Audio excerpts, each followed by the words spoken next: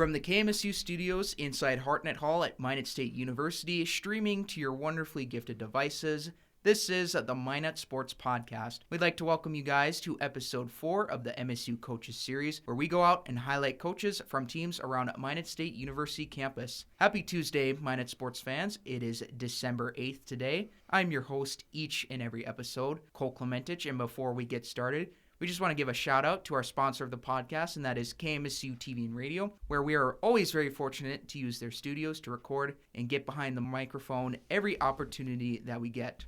Be sure to stay connected with the Minot Sports Podcast and KMSU on social media. Check out all our content spanning between from Instagram, Twitter, Facebook, and the bread and butter of YouTube. But with that said, guys, this coach has done wonders for the baseball team since his entry into Minot State, including an NSIC Championship in 2018. Joining us today is head baseball coach Scott Eul. Scott, thank you for being with us today. How are you and the team doing at this time, trying to navigate all the protocols and such? Yeah, I appreciate you having me. You know what? We're doing the best we can right now. There's with all the rules and protocols, I think our athletic department's done a really good job at kind of mitigating us through that. And I think our guys have done a really good job at doing the best they can. And this time, like the people who are going to come out of this thing on top are the guys who roll with the punches the best. And I think we've been delivering our fair share of blows just like everybody else across the country, but we've done a really good job at making the best of what we can. And I've been pretty proud of our guys for that. And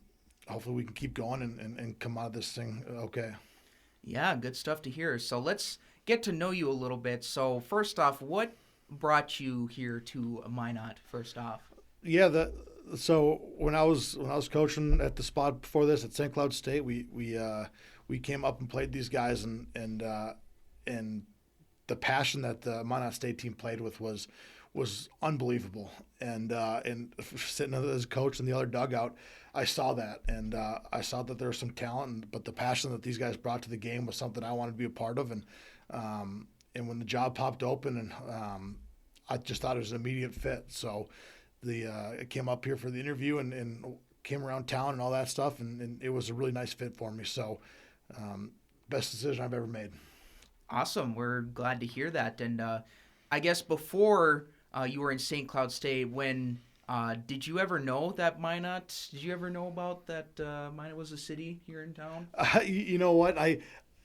No, before we played Minot State, I didn't know anything about it. But again, I'm coming up for the interview. I was coming up a little bit clueless, other than the fact that we just played their baseball team and they took 2 games from us that they shouldn't have. But getting up here, I was extremely surprised and pleasantly surprised with the town, the community, the people in the department, and it hasn't disappointed since I've been here. Awesome. And how much has that experience in St. Cloud State, given that they're an NSIC team, how has that helped you here in Minot? Yeah, quite a bit. I mean, obviously being in the league for a couple of years, I was able to see what the league was all about and kind of see the talent levels and what worked and didn't work. And we've taken a lot of things that I've learned there that I like that we use, and there's a lot of things that maybe I'm not using because I thought we could have moved a different direction. So it's helped a ton. Just the familiarity with the teams, the coaches, the players, the areas. It's helped a lot. And getting up here and being able to kind of put my own spin on it has been really fun. And I think we've done a pretty good job at it so far. So how did you, in fact, get into baseball exactly? You know what? My dad was a pretty good player back in his day. And I think that just growing up with him and playing ball since the early age just kind of stoked the fire a little bit, and then getting into high school and then playing some college ball. I knew pretty early on in my high school career that I wanted to coach, and I started coaching some younger kids when I was in high school, and even younger than that when I was coaching my little brother's team with my dad a little bit. So I knew I wanted to coach for a long time, but I've been playing baseball since as young as I can remember. So it's been a game that I've loved since day one, and the energy and the fire is still there for me. You kind of touched on my next question here, getting into the coaching aspect of it. Obviously, you said you're a player too, but saying that high school was kind of where you found out you wanted to coach in it. Was there any other factors involved where you wanted to coach? No, it was just just growing up again with my dad when he was coaching my brother, and I saw the passion he had and just the fun I had doing that. And then when I was in high school, I was able to coach some youth teams, and right there it kind of was a pretty easy decision for me. And in college, I coached some baseball as well, and I also coached some basketball and some football. And I just knew from then that coaching was what I wanted to do, and any way I could get to stay around the game is kind of what I wanted to do. So this kind of worked out for me, and I've loved it ever since. You mentioned you coached other sports. Now, this is interesting here. What can you take away from those sports that have helped you in coaching up at baseball? You just a lot of things, like the passion for the game. Like it can't be taught, and that's gone into a lot of how I recruit here is passion. You gotta love the game, and the other sports I coached, I guess the kids really loved it, and it stuck out to me a lot. So the main thing I learned is that you need to find the kids that have the passion for it. And every time we talk to our recruits, coaches or family or whoever it is, like that's one of the main things we ask is what's their passion for the game, how much do they love baseball, how much do they want to be here, how much do they want to compete. And that was one of the biggest things I learned. And another one was just that everyone's got to be coached different.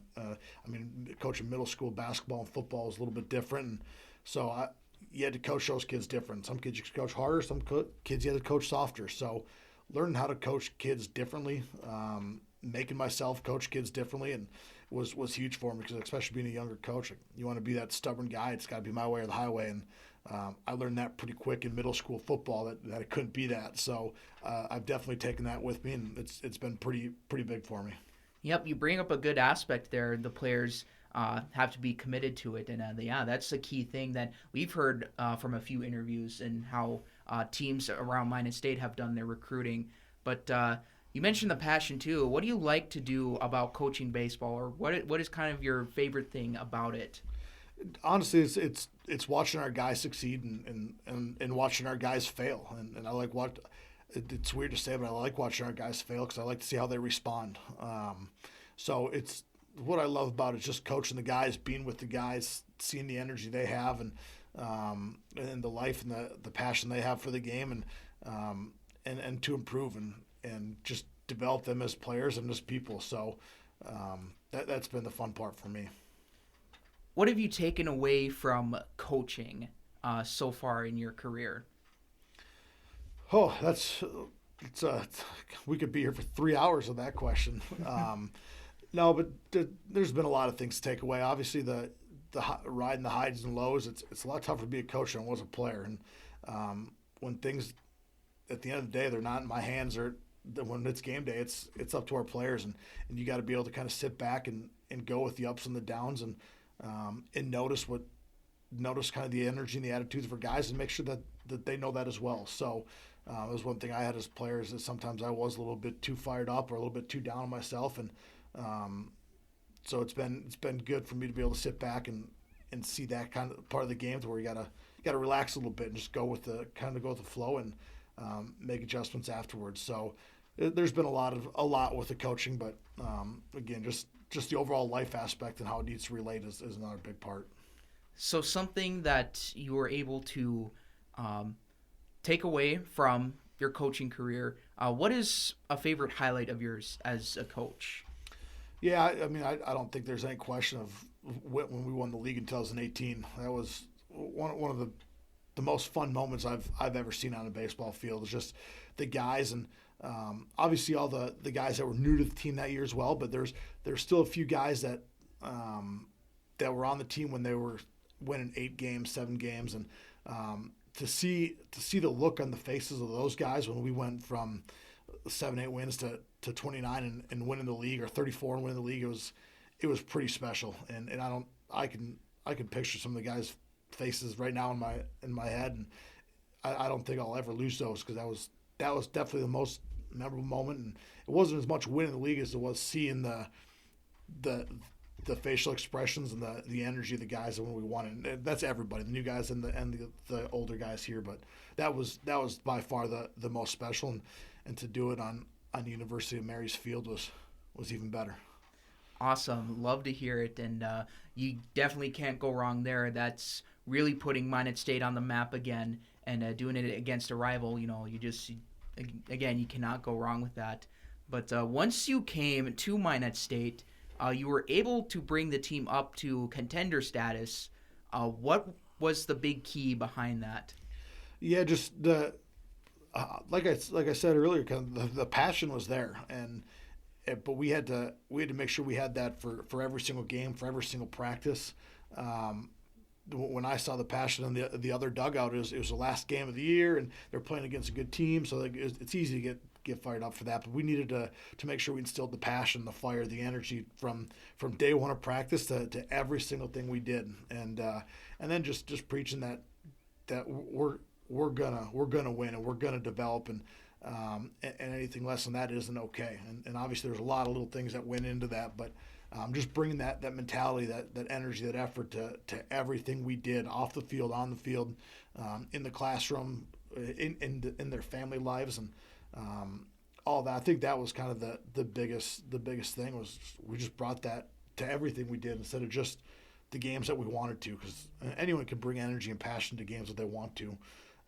It's the games where maybe it's a little bit chilly, or maybe it's windy, or maybe you're playing somebody that you shouldn't beat, or maybe you're playing somebody that you should beat. But bringing energy for in the times where maybe it's tougher is what we needed to do, and I think we've done just as good a job as anybody in that the last few years. Yep, and certainly, like you said, it's all about how the team is performing, and we're definitely seeing it on the field. Tell us about the experience of winning that 2018 NSIC Championship. Kind of what stood out to you and the guys on that day?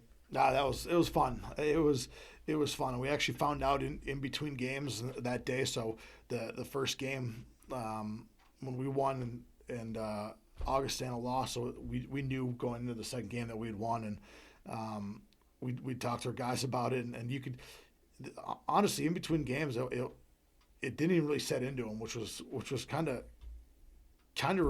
for like real for me, because they knew what they just did, but it hadn't set in for me yet. And we had to go win another game still, which we did. But it was cool the whole year. Again, the ups and the downs, the seeing how the guys responded to the downs when early on when we lost a game maybe we shouldn't have, or maybe I got a little bit extra fired up at practice or whatever it was. Just seeing the guys respond to everything was extremely special. And again, when we dogpiled on the field, it was fun.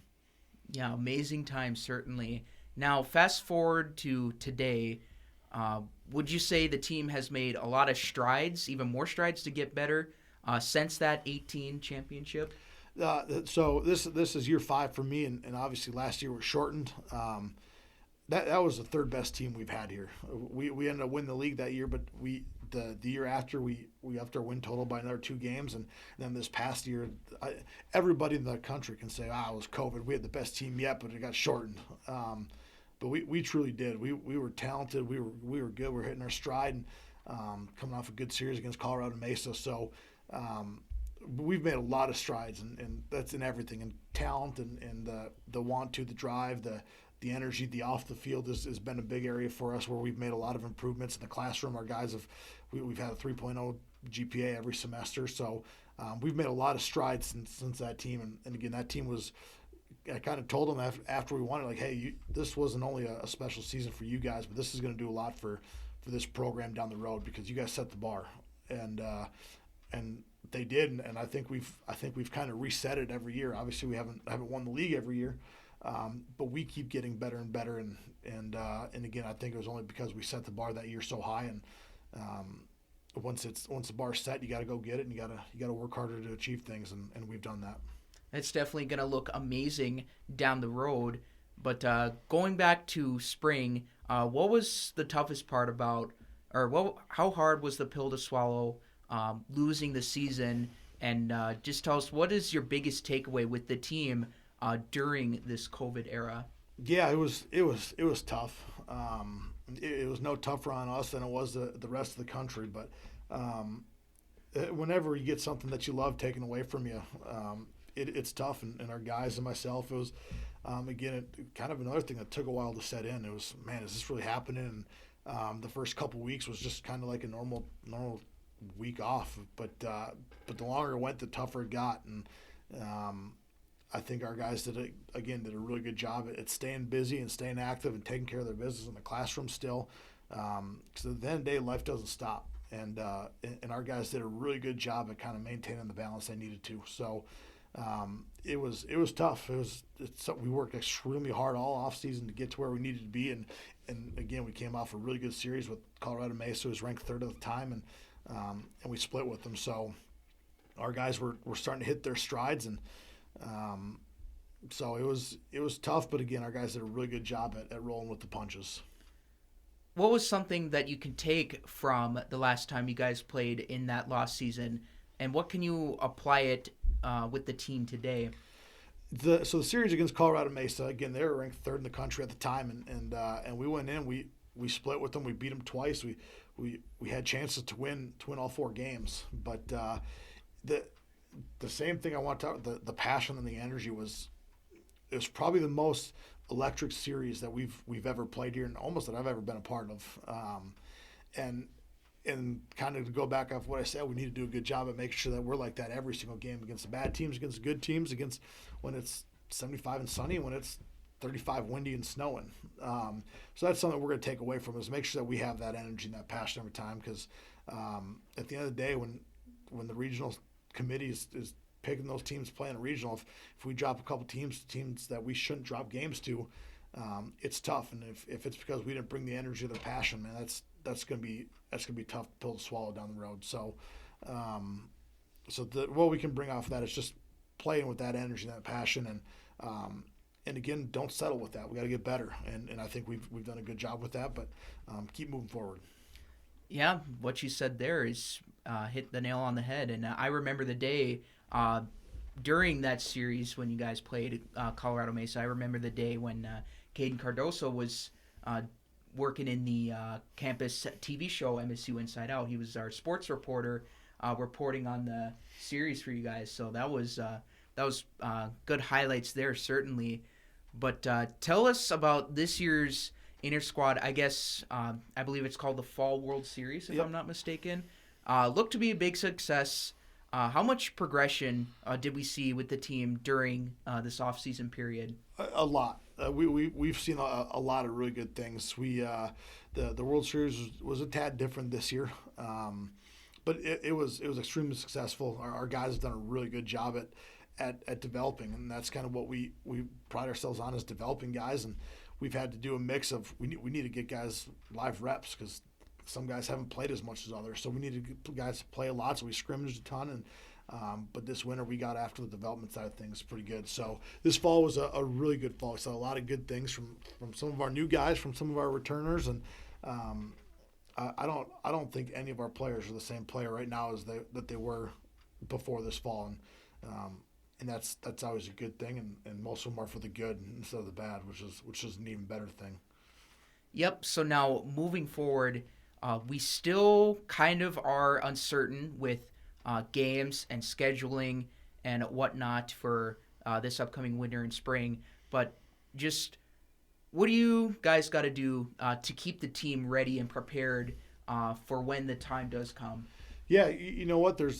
That's again kind of something that's out of our hands. We got to do everything we can to make sure we're ready to play, and we've done that. Our guys have done a really good job. Honestly, I don't know how many times I've been asked, "Hey, Coach, are we playing this year?" Because I really don't think I have been. Maybe once, and that's a good sign for me. Because if you get asked that question every single day, you know it's a thought in the guys' minds. Hey, we might not play, but right now, we're obviously that's not in our hands. We got to do what we got to do to get ready, and it's obviously it's looking better for us every day, but we don't know, and we just got to keep. When we get on the bus for the first time, we got to make sure we're ready. We know we're ready, so we're going to keep chugging along. We're going to keep getting after it and going to work every day. And so when we do get on that bus to go play somebody, and we strap them up and we look somebody else in the eyes and it's go time, we're confident that what we're bringing is our A game. So we'll keep working, and we're going to make sure we're ready to rock and roll for when that time comes. Yeah, there you go. So definitely waiting, like you said, for that time to play.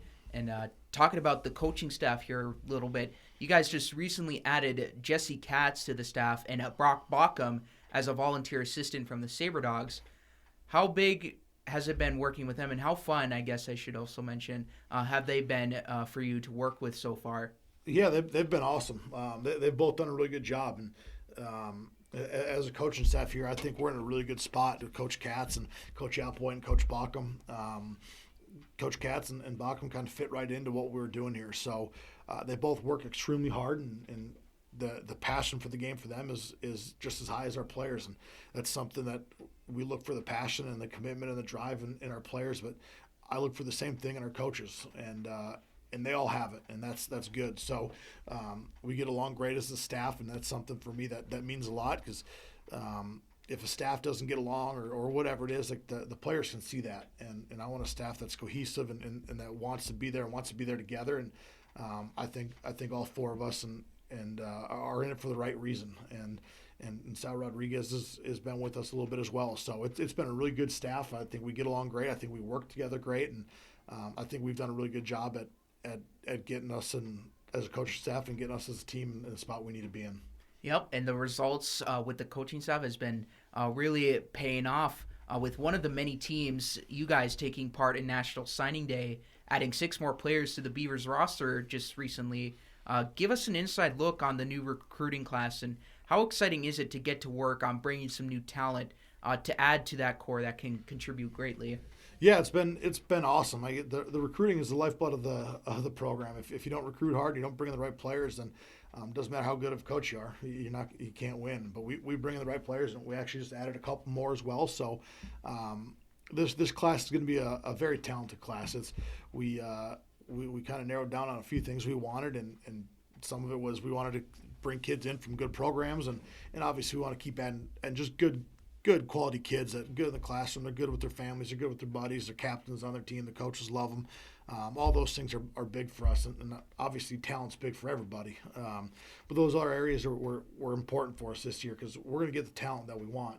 But we need to get the talent that has all those other attributes, and I think we did a really good job at that. And again, those coaches, Coach Katz and Coach Applewhite and Coach Baughcum, have done a phenomenal job with the recruiting. They've been on the road a lot. They've been on the phone even more. And to be a good recruiter, you got to want to work. And they've all done a really good job at that, and that's something that I applaud them a ton on, and probably don't tell them enough that they do a good enough job. But they work extremely hard. They love it, and the class that they put together has been extremely talented, and it's full of a bunch of guys that are excited to be here. That's the biggest part for us is we want the guys that text us first, and the guys that are reaching out to us, and if we don't talk to them in a day or two, that they're texting us like, Coach, like, what's going on with like. And those are the kids that get us fired up, the kids that really, really want to be here. And I'll tell every single recruit that we have on campus or on the phone that we're not going to be anybody's second option. We're not a backup plan. We're not the school that you choose because you have to. We're the school that you choose because you want to. And that's big for us. And all the kids that I think chose us are kids that made other visits, and they chose Minot State because they believe in what we're doing. They wanted to be here, which is big for us.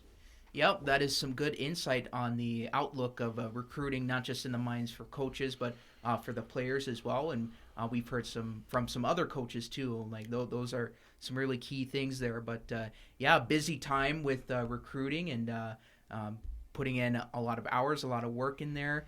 So going from players who are bound to be on the roster, let's look at the current roster as a whole. You had a lot of guys who were fortunate enough to play summer ball, whether it was in the Expedition League or the Northwoods League. What's the feeling got to be knowing that you have a lot of guys who were called to play extended baseball, and with it comes more development for them?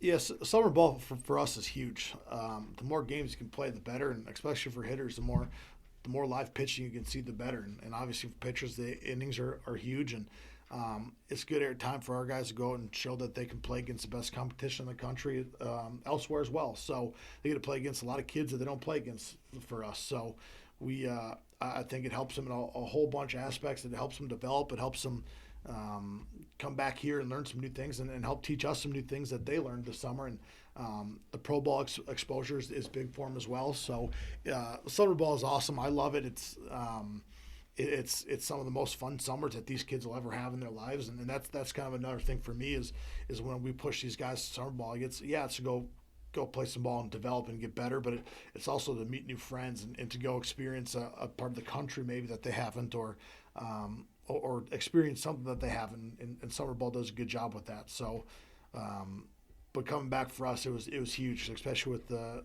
COVID shortened season. Our guys missed a lot of at-bats and a lot of innings on the mound, so them getting those in summer ball was huge. Yeah, for sure. And Jackson Pokorney was one of those summer ball players, actually played here in town with the Souris Valley Sabre Dogs.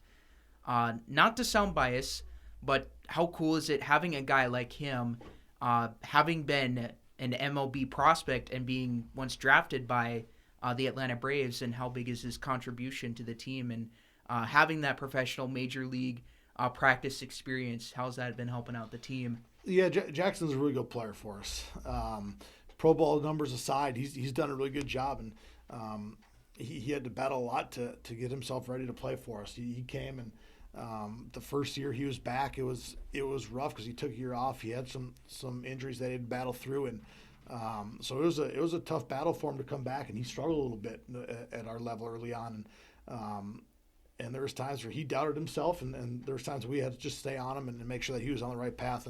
And man, last year he was ready to break out. I think he had a really good year for us, but I think the sky's the limit for him. I think it's only going to get better for him, and he's been a good kid to have for us.